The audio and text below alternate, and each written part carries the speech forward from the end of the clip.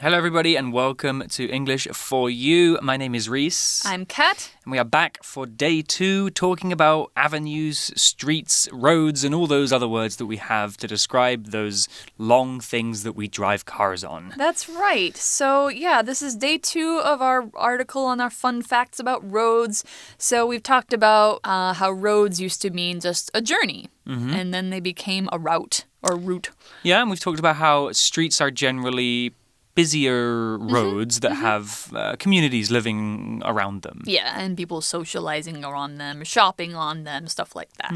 So on the subject of roads, we talked about maybe one famous road yesterday, which was Route 66. Yeah, Route 66. Yeah. Which is a very famous road that goes across America. It winds from Chicago to LA. There's a song. That's the one. Yeah. And I think it only exists in parts now, but it's still there in essence. You can still go through all the cities that are mentioned in the song, like so Albuquerque and Amarillo, Texas. I think Vegas. Does it go through Vegas? No, it doesn't. Close by, I think. Yeah. Well, are there any other famous roads that you know of, Kat? Oh, I mean, plenty. There's I think of, in Taiwan, I think of Katagalan Boulevard. Oh, where's that? The presidential hall, like the presidential palace road. Okay. The one in front of all the government buildings where they have the Pride Parade every year. Very important road. Yes, very big road. I would say that's an avenue. Yes. According to the definition we will get to later. Feels like an avenue. Yeah. I like that word. Yeah. When I think of famous roads, I think of Chang'anjie, which is a road that goes along the middle of Beijing. Okay, And I don't actually know it. It's incredibly long and incredibly wide. I think Wow. at some point it's like 8 or 10 lanes. It's more like an avenue, and it goes between the Forbidden City and Tiananmen Square. Oh, well, yeah, that's an important road. An important road indeed. Yeah. But let's get into the article today and find out a bit more about exactly what an avenue is. Reading.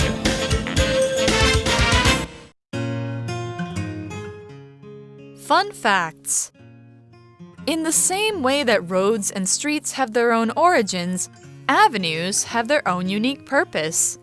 An avenue is a road that usually leads to a major part of a city and impresses visitors with a dramatic entrance. Paris is where you'll find one of the world's most beautiful avenues.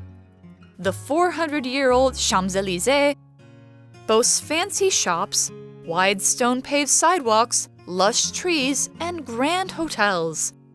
This tourist attraction is frequently a subject for painters and photographers. Other famous avenues are New York's Park Avenue and Tokyo's Omotesando. However, many roads are officially called an avenue while not being avenues at all. City planners often use the designations street and avenue to indicate directions. For instance, in Seattle, US, Pine Street and Union Street run east and west, while Summit Avenue and Harvard Avenue run north and south. Many cities use this system to help people orient themselves when they lose their sense of direction. When you visit a new city, explore the avenues and get lost in the streets. You're sure to have some fun on any road you find. Okay, so today's article begins by saying that in the same way that roads and streets have their own origins, avenues have their own unique purpose. Okay, so before we learn about avenues, let's talk about this descriptor, unique. Unique is an adjective that means the only one of its kind, unlike anything else. So if something is unique, it's special and there's nothing else in the world like it. So every human is unique and every person is special. We often use this adjective to describe something that is so special that it stands out. It's special and worth talking about. So an example sentence with unique could be, the movie was so unique. I've never seen a film that was scary and romantic before. Wonder what movie that would be. Warm Bodies. Oh, yeah! That was the movie I had in mind when I wrote that sentence. Okay, got it. It was a unique movie. Yeah, I've heard that. I haven't seen it. but I know about what it is. Anyway, so yeah, unique. That sounds very unique. Avenues have their own unique purpose. So what is an avenue? The article says, an avenue is a road that usually leads to a major part of a city and impresses visitors with a dramatic entrance. Ooh. Wow. So like you were saying, Chang'anjie is between Tiananmen Square and Forbidden City. Yeah. Those are two huge landmarks in Beijing. So I think that makes it an avenue. It's a very dramatic road. Yeah. Like driving along it and you see these enormous buildings and squares approaching you and it feels quite overwhelming. Mm-hmm. Yeah. Well, let's talk about some of these words. Let's talk about the word major first.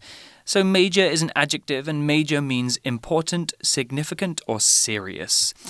If something is described as major, it means that's something we need to listen to or think about seriously. A major problem is a big, serious problem. A major award, like an Oscar, is a significant special award that many people know about. Don't use this word unless you mean to, because major is quite a strong word. So an example sentence could be, the typhoon caused major problems for southern Taiwan, where many buildings were damaged. Scary. Yeah, so a major problem would be a huge problem. Yes, so coronavirus is a major pandemic and problem for the world. Yeah, it is. Well, then we have this word impress. The verb to impress means to make somebody feel admiration or respect for something. If you impress somebody, that means you do something or say something that is so good or amazing that other people are like, wow, he's so good. Oh my God. Yeah. So impressed. Yeah. The article talks about a part of a city impressing people. How can a part of a city do that? Well, imagine driving down a road and suddenly in the distance you see many huge buildings rising above you.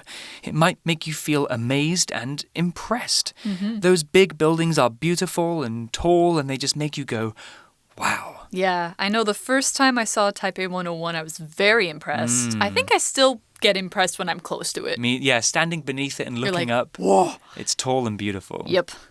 So an example sentence with impress could be, I was really impressed with my friend's presentation. He made it really interesting. Good job, friend. Good job. Well, then the article continues and it says, Paris is where you'll find one of the world's most beautiful avenues. Aha. So now we have a grammar point, which we've actually seen in two different sentences now, and it is that versus where. And it's about relative clauses. And so earlier we saw an avenue is a road that usually leads to a major part of a city. And we use this that to link two ideas. So we have idea 1, an avenue is a road. Idea 2, the road leads to a major part of the city. So if you put them together, you make this into one sentence, you take out the second, the road, and put that, like so. An avenue is a road that leads to a major part of a city. We use that to talk about things, people we don't know, and places. But there's a difference with that and where for places. So you can use where to talk about relative clauses with places too, but it's a different way. We just saw Paris is where you'll find one of the world's most beautiful avenues, but why don't we use that here? Well, let me give you an example with that and where in a sentence. So if I say, this is the house that I bought, it means I bought this house. This is the house where I live. I live in this house. So with where, you have to have a preposition. You could also say, this is the house that I live in, but we're using where to kind of make it so you don't have to use two words.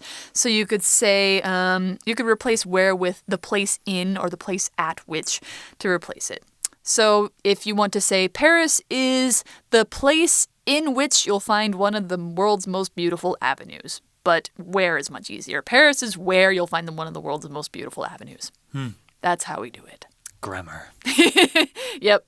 All right, so what is this beautiful avenue? It is the 400-year-old Champs-Élysées. Did I say that right? It sounded good. Okay, thanks. The 400-year-old Champs-Élysées boasts fancy shops, wide stone-paved sidewalks, lush trees, and grand hotels. Wow, it sounds beautiful. It is beautiful. I've been there.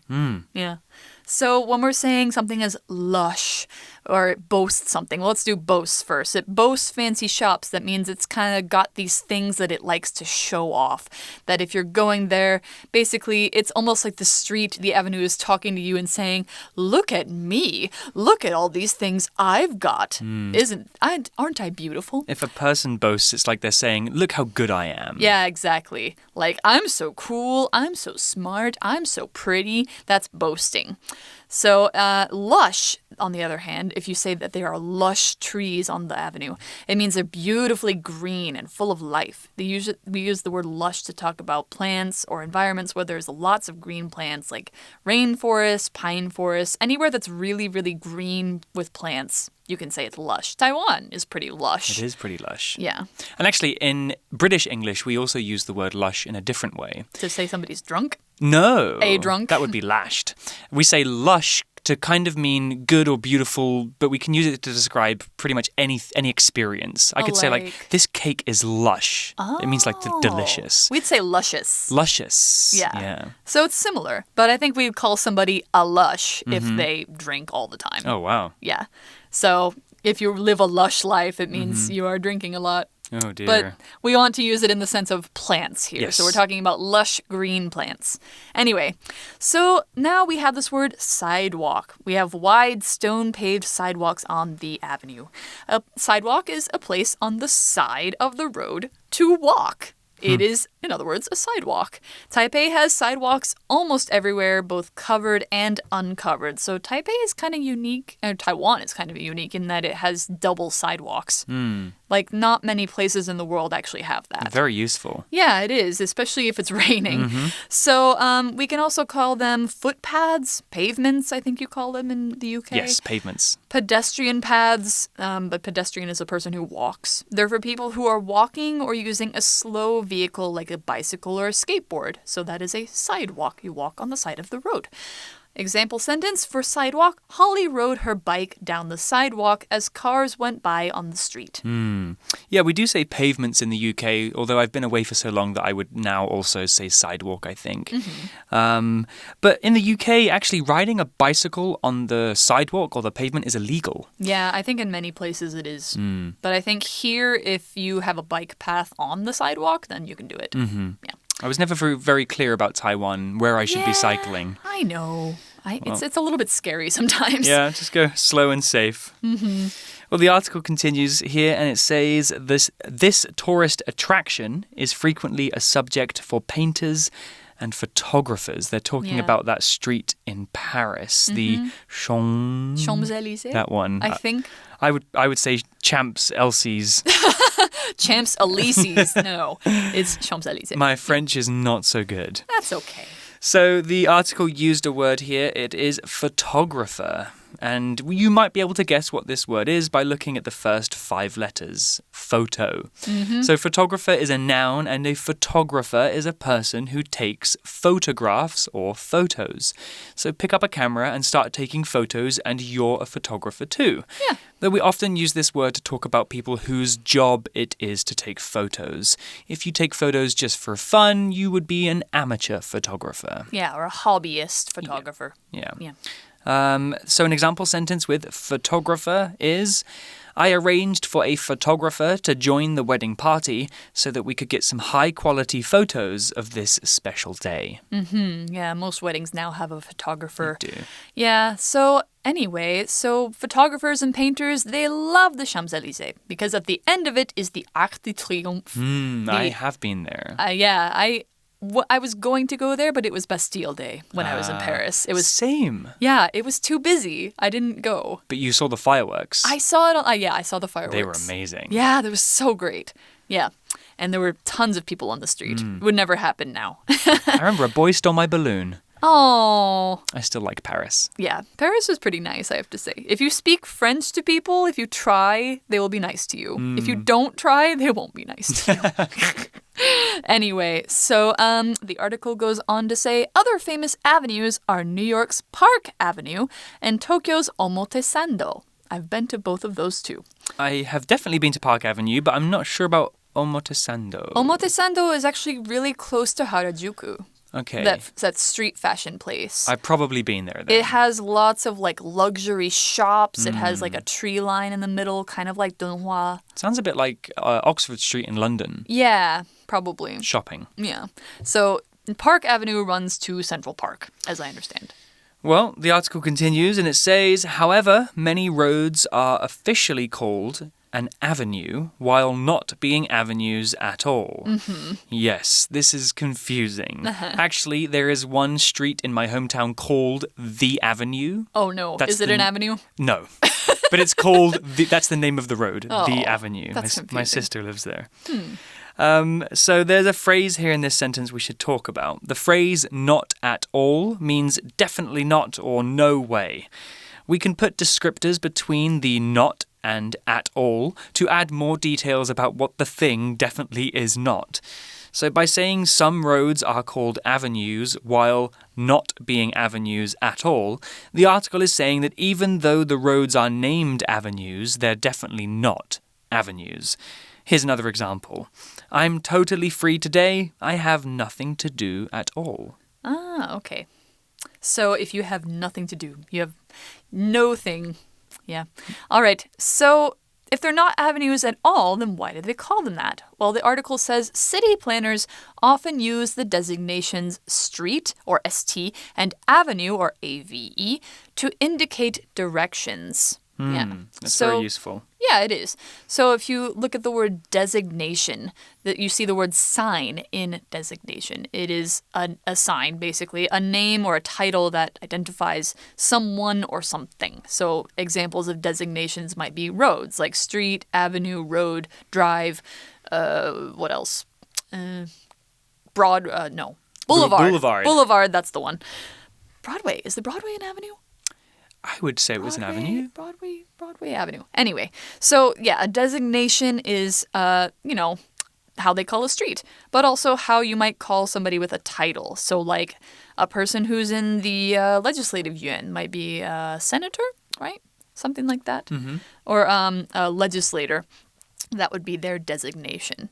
Now, we have this word indicate also. So indicate relates to designations. Designations tell you what or something is, but indicate is a verb that means to show something or give a hint about something or to give a sign. So when you see a street sign, it indicates or is an indication of what to do. The indication is the noun. So the traffic police officer who is standing in the middle of the street to direct traffic will wave his hand to indicate go, or he'll put his palm out to indicate stop. You've probably seen this before. Here's an example sentence for indicate. The student raised his hand and waved it in the air to indicate he wanted the teacher's help with something. Yeah, basically to show. Right. And did you know, Kat, that in British English, we do not say turn signals or blinkers for cars. We say indicators. Oh, so they indicate that you are turning. Exactly. That makes sense. Yeah, the flashy things on the back of the car that tell you if it's turning left or right. We call them indicators in the UK. I don't think people have a word for them here because they don't use them. Oops. I'm just kidding. That's true.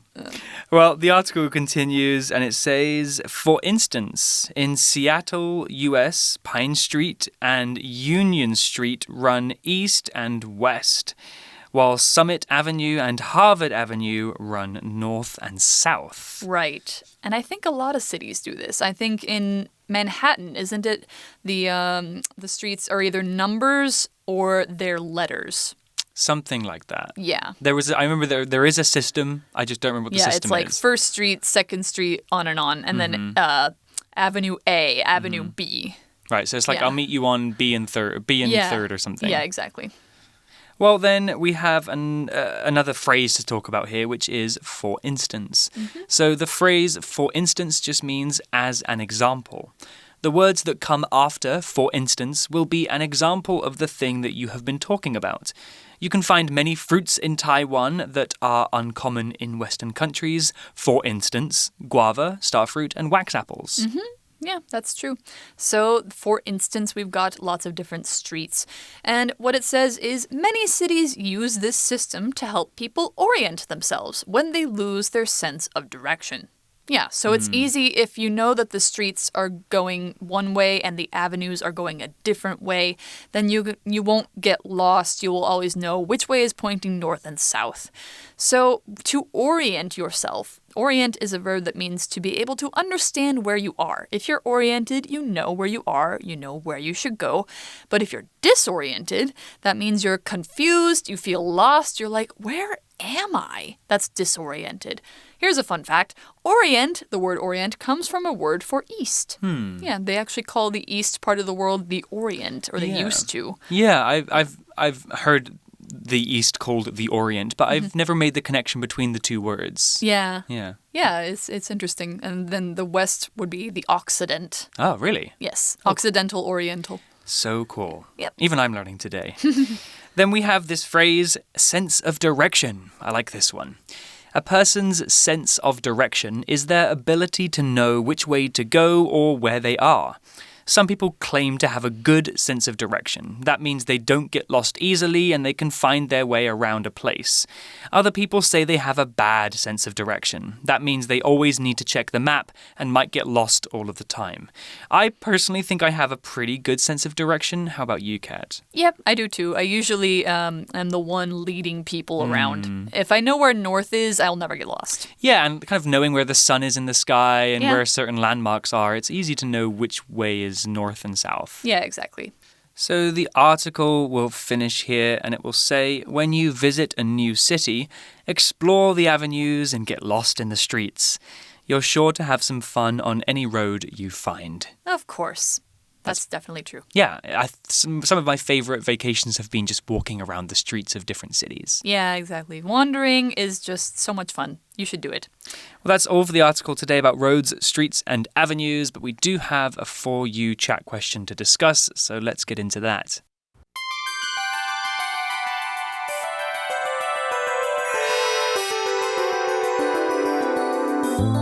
For You chat. Okay, so today's For You chat question. Kat, are you ready? I think so. Cool, here we go. Taiwan has many lanes. What do you think the difference is between a lane and a street? Well, from what I understand, the lanes branch off of the streets. So, because there's so many different lanes that residential buildings are on, they can't really name all of them. So, they just name the major streets, and then the lanes are the things that go off of them. So, I used to live on Taishunjie, Lane 2. Yeah. So, because, the actual street was not the street that I lived on, but it was close to that. Yeah. In the same neighborhood. I think when I hear the word lane, I have an impression of a smaller road. Yeah. Like you said, like a side road. Yeah, a side road. In my hometown, we have something called scores, Huh? which are very thin, narrow, and steep stairways that lead down from the beach. I live by the coast, and they lead up towards the high street. Oh. And people live on those scores. Oh, that's interesting. They're very, very beautiful. And So you can't drive on them? No, they're footpaths, but they're Okay. called scores. Some of them have small roads, actually. Oh, okay. They're very, very steep, almost like a 45-degree angle. I'm trying to imagine this. I can't really. Yeah. I'll send you some pictures. They're really interesting, and I think Okay. Lowestoft's quite famous for them. Nice. Well, that's the end. You guys can think about this too. What are all these different words meaning? Lanes, roads, streets, avenues, Yeah, and alleys? how do different countries name their streets or their avenues or their whatever? Any roads that you have. Yeah, you can talk about that with your friends, but for now, we're signing off. We'll see you next time. All right. Bye-bye. Fun facts.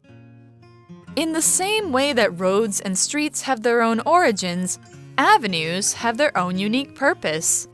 An avenue is a road that usually leads to a major part of a city and impresses visitors with a dramatic entrance. Paris is where you'll find one of the world's most beautiful avenues. The 400-year-old Champs-Élysées boasts fancy shops, wide stone-paved sidewalks, lush trees, and grand hotels. This tourist attraction is frequently a subject for painters and photographers. Other famous avenues are New York's Park Avenue and Tokyo's Omotesando. However, many roads are officially called an avenue while not being avenues at all. City planners often use the designations street and avenue to indicate directions. For instance, in Seattle, US, Pine Street and Union Street run east and west, while Summit Avenue and Harvard Avenue run north and south. Many cities use this system to help people orient themselves when they lose their sense of direction. When you visit a new city, explore the avenues and get lost in the streets. You're sure to have some fun on any road you find.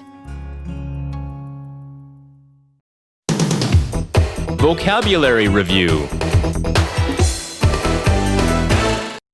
Unique.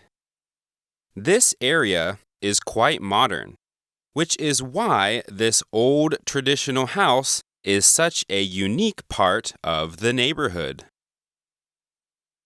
Major. The big New Year's party at Taipei 101 is a major event that thousands of people love going to every year. Impress. Charles impressed his guests with a huge dinner that showed off his great cooking skills. Sidewalk. The cafe owner put some tables on the sidewalk right outside his shop window. Photographer. John and Cynthia hired a photographer to take pictures on their wedding day.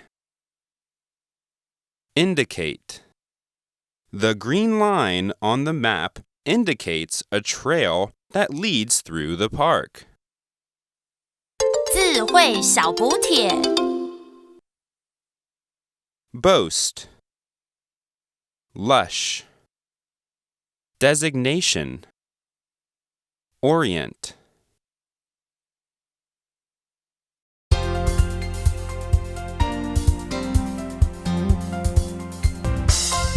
以上节目是由活用空中美语制作，活用空中美语杂志，请洽询全国各大书店。